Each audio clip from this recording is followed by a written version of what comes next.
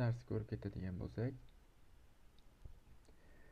birinchi grammatikamiz bo'ladi. Koreys tilidagi io, yeyo. Bu nima o'zi? Bu grammatikani qayerda kerak? Yani pastda ko'rib ketamiz buni. Bu ikkisi bo'lmoq fe'lining hozirgi zamon shakli bo'lib, man, san, dir degan ma'noni beradi. Ya'ni o'zbekchadagi man, san, dir qo'shimchasiga o'xshaydi. Lekin o'xshaydi deyapti bu yoqda. Lekin xuddi shunaqa tarjima qilish bu ozgina g'alatiroq bo'ladi. Chunki bu bir xil bo'lmasligi mumkin. U vaziyatiga qarab, masalan, so'zni grammatikani ishlatilish holatiga qarab tarjimasini tushunib ketsak bo'ladi.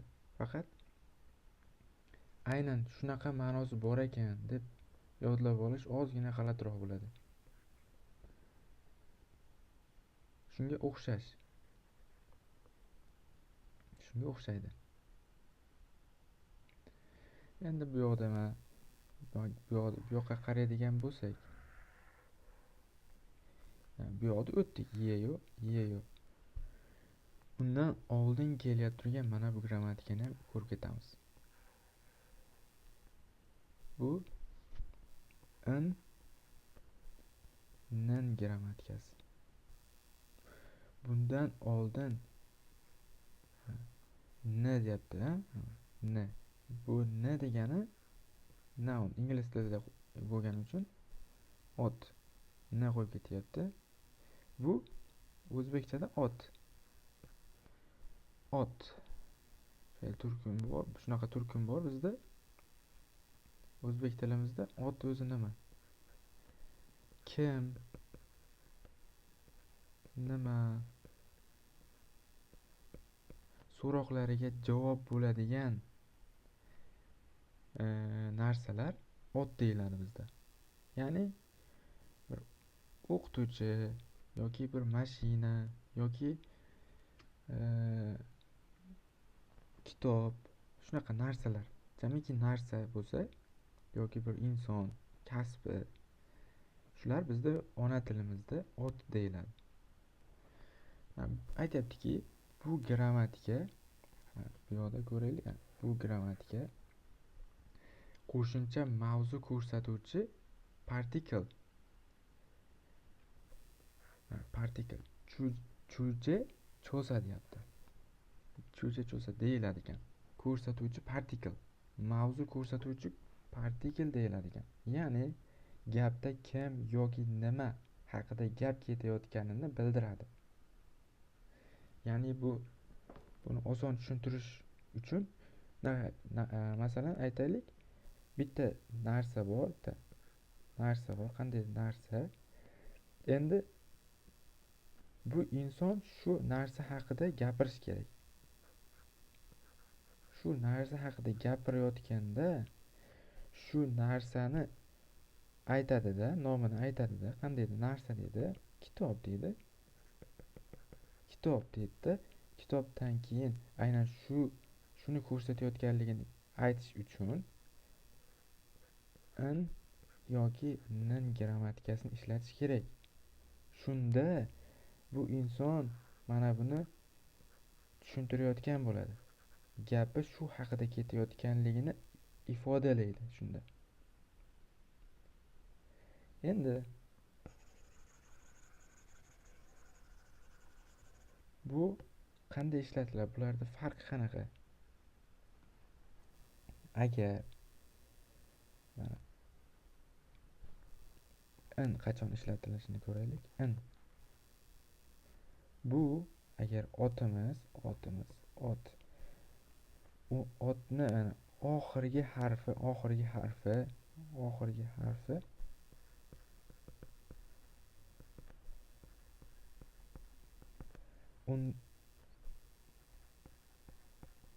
undosh bilan tugasa ishlatamiz. Undosh bilan tugadi plus in. undosh harflar deb oldingi darslarda ko'rib ketdik. Xuddi shunaqa. Endi buni ko'rib ketamiz. Endi ko'raylik. Nni ko'raylik endi. Nni qanaqa bo'ladi? Endi buni teskarisi. Agar otimiz oldin ot keladi. Otimiz onli harf bilan tugasa plus qo'shamiz nin. Oddiy bir qiyin joyi yo'q. Shunchaki agar onli undoshni yaxshi tushunadigan bo'lsangiz, qo'shib ketsangiz bo'ladi. Muammo bo'lmaydi. Bularni iloji bo'lsa daftarga yozib ketish kerak. Bular qoidalar bular. Keyin keraklisi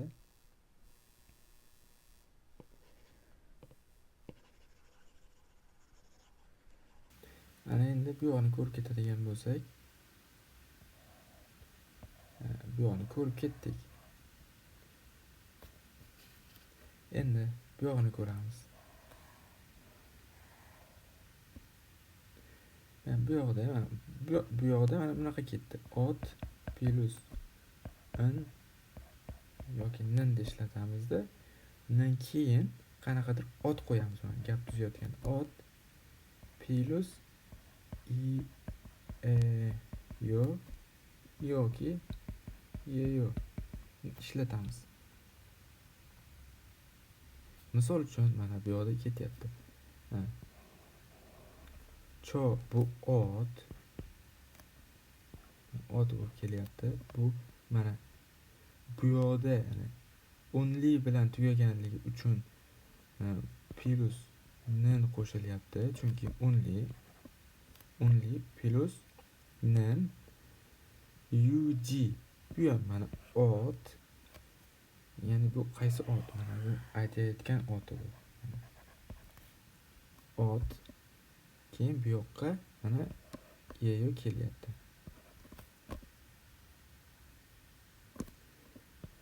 Yeyo. Ya'ni yeyo bu yeyoni qisqacha qilib aytganda, soddaroq qilib aytganda qaysidir ot, qaysidir bir narsa, qaysidir bir kishi haqida informatsiyani yetkazayotganingizda aytasiz. Mana shu inson bunaqa. Yoki kimdi ishchi yoki bir qanaqadir kasbi bor. O'sha haqida aytayotganimizda ishlatilinadigan grammatikalar. Aytayaptiki, men yujiman deyapti. Ya'ni o'zi haqida informatsiya beryapti bu. O'zi haqida ma'lumot beryapti. Shuning uchun yo ishlatyapti. Endi yo bilan yoni farqini ko'rib ketadigan bo'lsak, farqi nimada bularni ikkalasini? Bu ikkala shaklning talaffuzi va qaysi so'zdan keyin kelishiga qarab farqi bor. Ya'ni farq qiladi.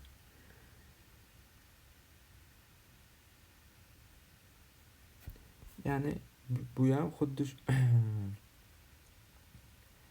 agar mana undosh bilan tugasa, otimiz undosh bilan tugasa deyapti. Yoni ishlatamiz deyapti. Misol uchun haksang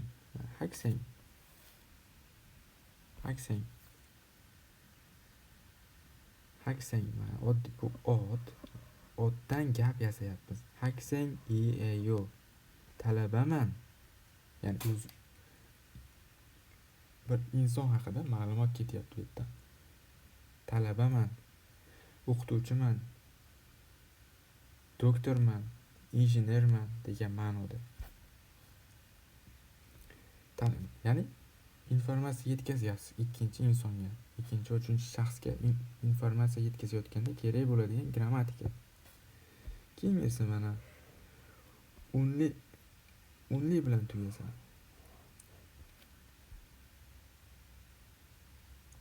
Only agar oxirgi harfimiz otimiz ot, pelus. Pelus bu yoqqa ham ketyapti, bu yoqqa ham. Ot. Unli bilan tugasa, misol uchun Isa shifokor degan otimiz, bu ham shifokor ham ot mana. Kim degan savolga javob beryapti, ot. Isa mana bu oxirgini ko'radigan bo'lsak a kelyapti, a. Buni biz unli deb ko'rganmiz, to'g'rimi? Unli harf bu. Unli harf bo'lganligi uchun mana yeyo qo'shyapti.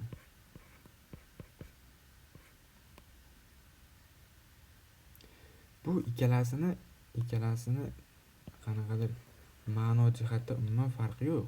Shunchaki ishlatilishda farqi bor. Bittasida undosh, bittasida unli.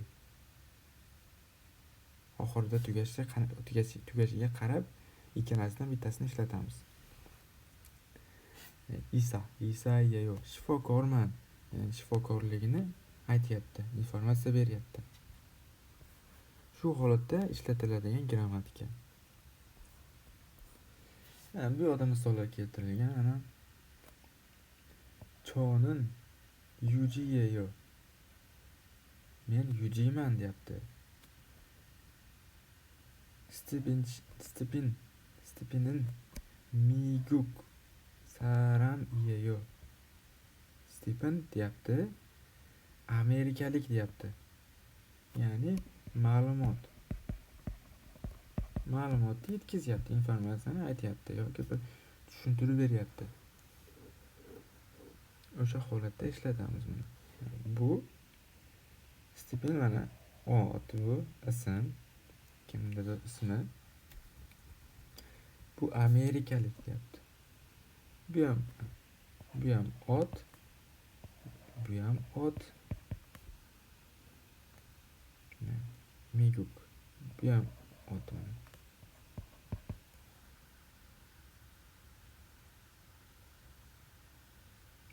Endi keyingisini ko'radigan bo'lsak.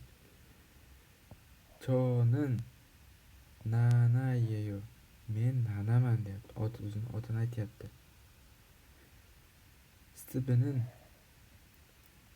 hakseng yeyo. Stepen hakseng talaba deyapti. Xiaomishinin chunguk saram yeyo. Keyingisi xitoylik ekan. Otma. Otni oxiri m bilan tugagani uchun plus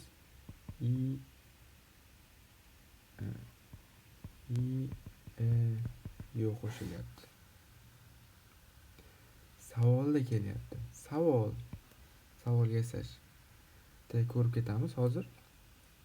Ne chonin chunguk saram yeyo. Ko'rib turgan bo'lsalaring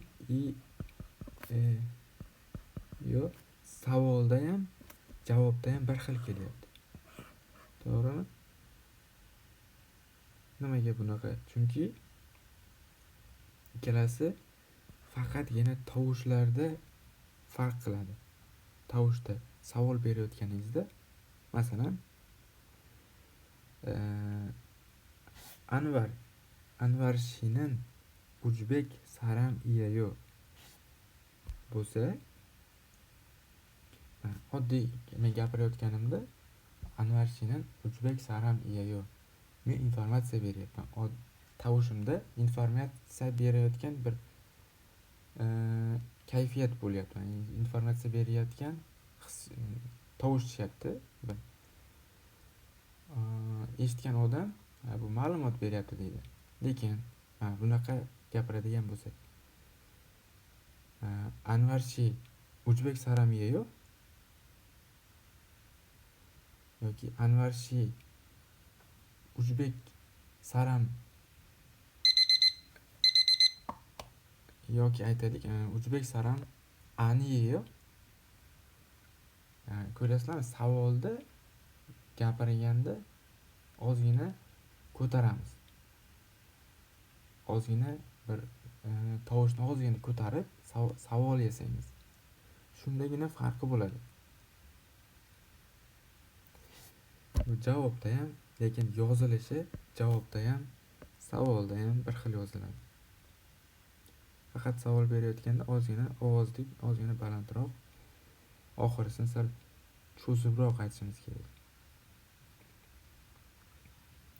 Cho'zibroq deganda ham so'z ohangi bunaqa ketish kerak. Strelga beradigan bo'lsa,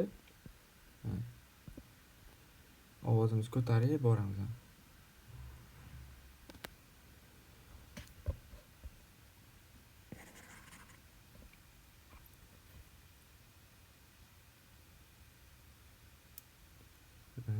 Masalan, Anvarshi haksang Anvarshinin haksang yeyo desak, Anvarjon talabami degan savol bo'ladi. Ne Anvarshinin haksang yeyo. Bu javob ohangi. Shundan farqlasak bo'ladi, savolmi yoki javobmi? Endi bularda agar kitobda keladigan bo'lsa, albatta bunaqasi keladi. Rasmiy uslubda keladigan bo'lsa, savol.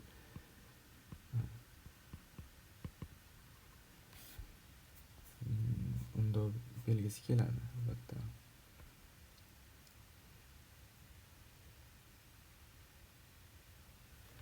Keyin yonsibni ko'radigan bo'lsa, yonsib deganda buni aytib ketay. Mashq.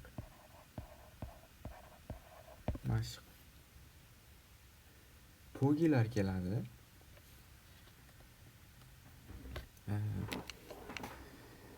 Masalan, pogi. Kerimil pogo.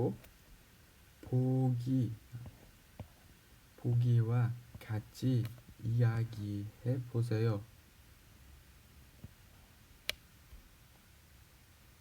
Mana bunday gaplashib ko'ramiz ekan. Bu gaplashib ko'rgan mana bu. Chonin nana yeyo. Men nanaman deyapti. Bu yerda nana degan so'zni aytyapti-da, ketdi.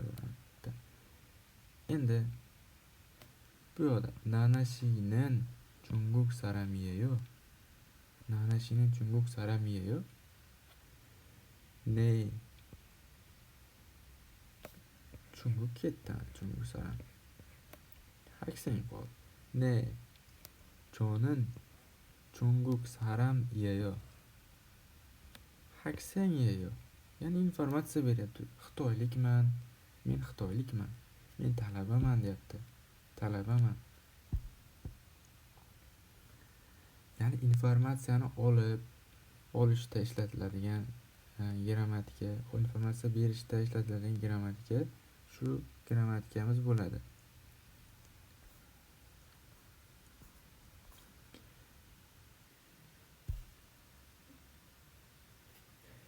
Bu yoqdagi keyinlarda ko'rib ketsalaring bo'ladi. Xuddi shu bir xil, bu yoqdagi narsa bilan bu yoqdagilar bir xil. Faqat xuddi shu so'zlarni olib kelib bu yoqqa qo'ysalaring bo'ldi. Muammosi yo'q. Shuni yozib mashq qilib ko'rsalaring bo'ladi. Har bittasini yozib ketgan. Qiyin joyi yo'q uni. Mashq qilib yozib o'rganib ketsak bo'ladi. Buni uyda o'zlaring mustaqil qilib ko'rsalaring yaxshi bo'lardi. Xuddi tepadagi o'xshab bir xil qilib yozasizlar, muammosi yo'q. Bu yoqda yodlashimiz kerak bo'lgan so'zlar, bu lug'at daftariga yozib yodlash kerak buni. Men, bu she degani Mr. John deg, o'zbekchada John Bek bor-ku. Masalan, aytyaptiki, bu ism, nana degan ismga plus she qo'shib qo'yapti. Nanaxon deganida, endi xon bek qizlarga nisbatan xon yoki bir o'g'il bolalarga ham ishlatiladi bu xon. Endi erkalatib aytishga o'xshaydida, bu hurmat ma'nosida yumshoqroq hurmat qilib aytganda ishlatiladi. Keyingisi ne ha degani bu chubu uy bekasini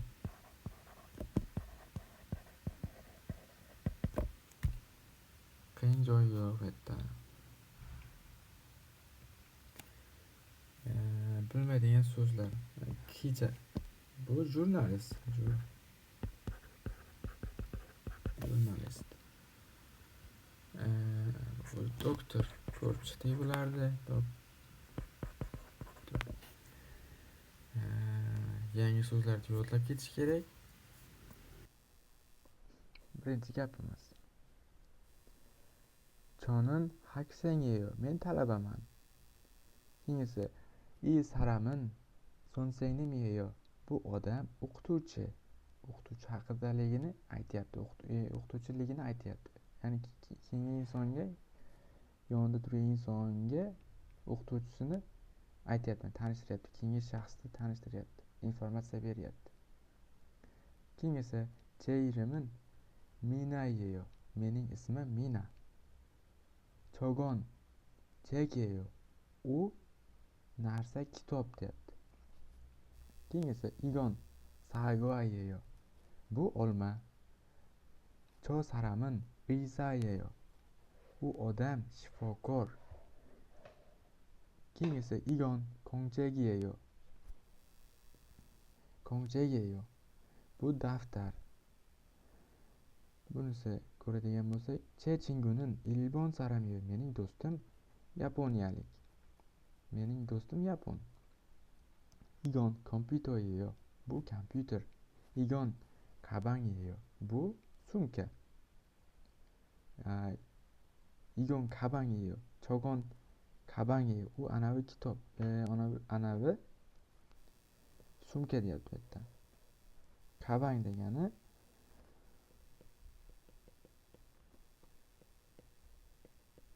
sumka. Chogon degani u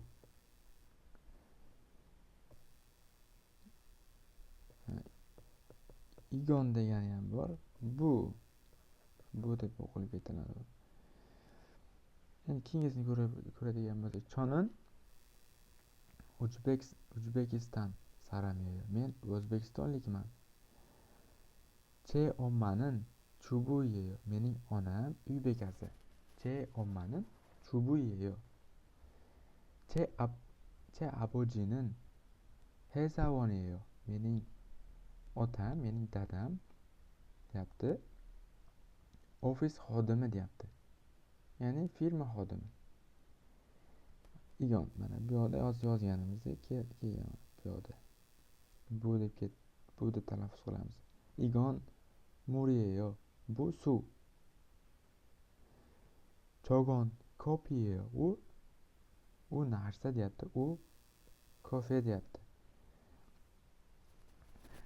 Keyingisi onurin yiryoil yeyo. Bugun yakshanba.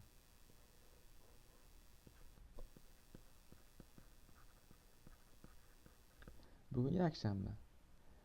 Neyr degani neyl. Ertaga neyl. Neyrin voryoil yeyo.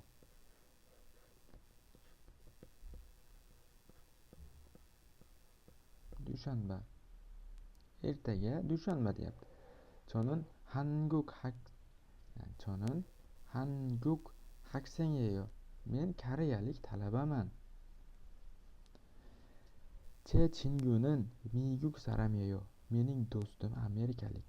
Igon yonpir yeyo. Bu qalam.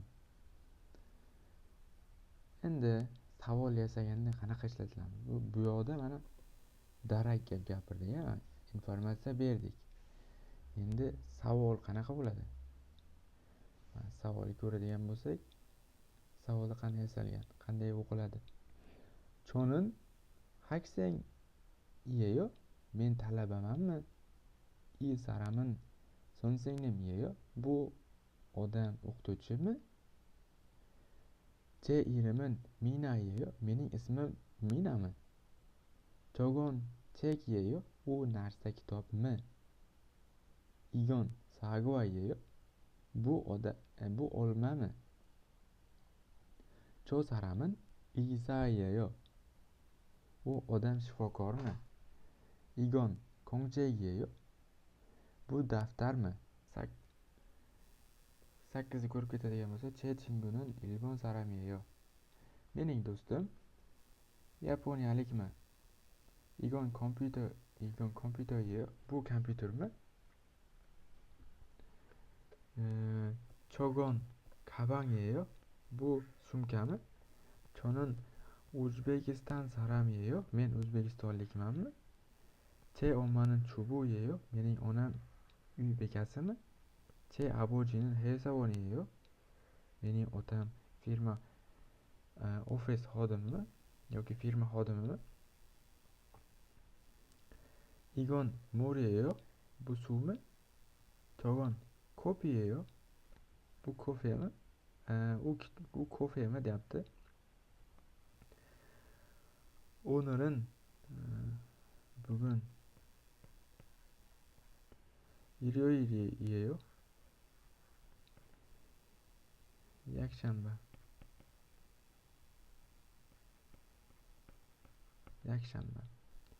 Iryoyil yakshanba. Neyrin bu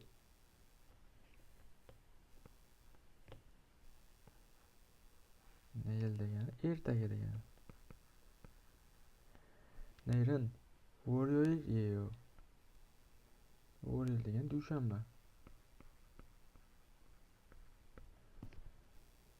Keyingisini ko'radigan bo'lsak, ertaga dushanbami deb savol berib ketyapti. Bu yerda hammasi so'roq. 18-sini ko'radigan bo'lsak, Choni Hanguk Haksenyeyo. Men koreyalik talabamanmi? Keyingisi Che Chingunin Miyuk Saramiyeyo. Mening do'stim amerikalikmi? Igon Yonpiriyeyo.